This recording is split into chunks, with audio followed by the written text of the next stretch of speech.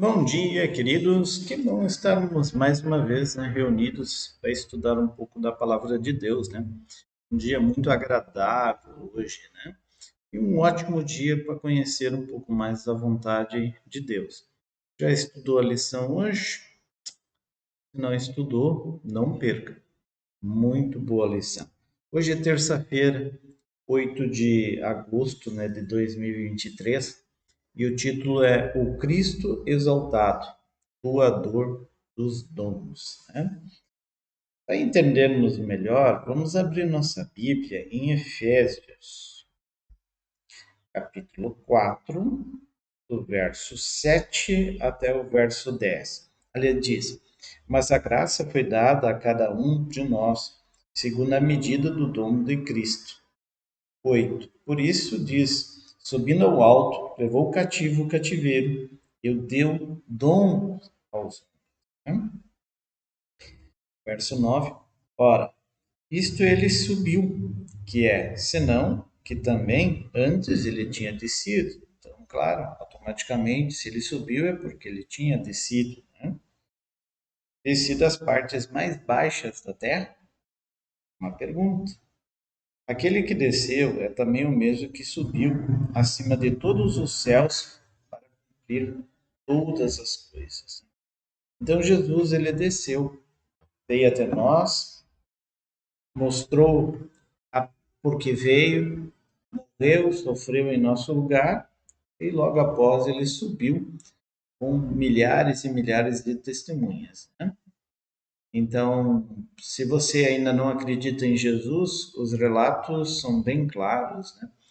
E para mim a prova é que isso tudo é verdadeiro, que Deus existe, o Espírito Santo, Jesus, é que se você jogar uma Bíblia no meio da prisão, você vai conhecer convertidos, pessoas antes que eram más, se tornam pessoas boas, seguidores de Cristo também.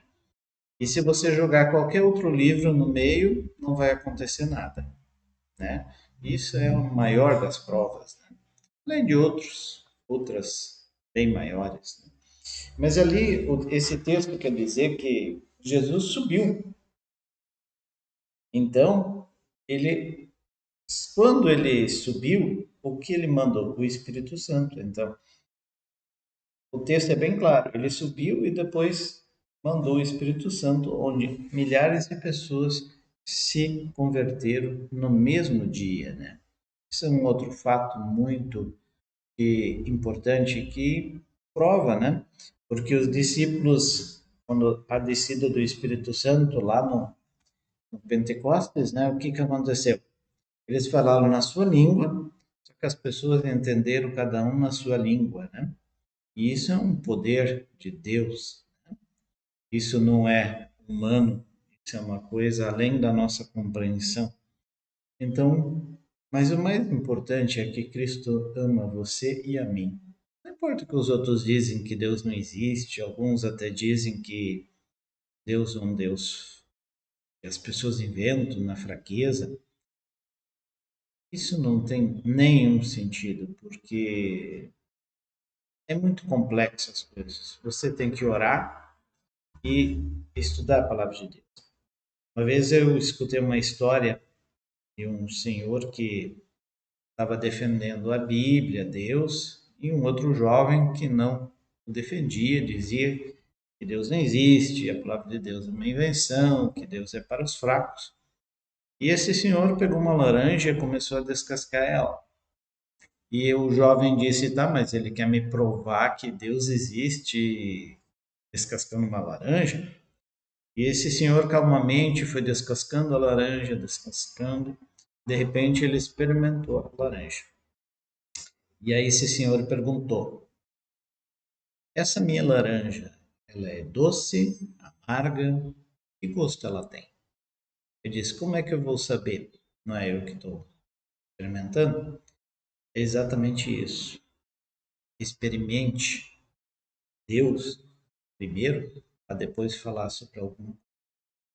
Então, que Deus possa te abençoar, cuidar de você, cuidar de nós e nos guiar para toda a verdade. Vamos orar. Obrigado, nosso querido e bondoso Deus, pela vida,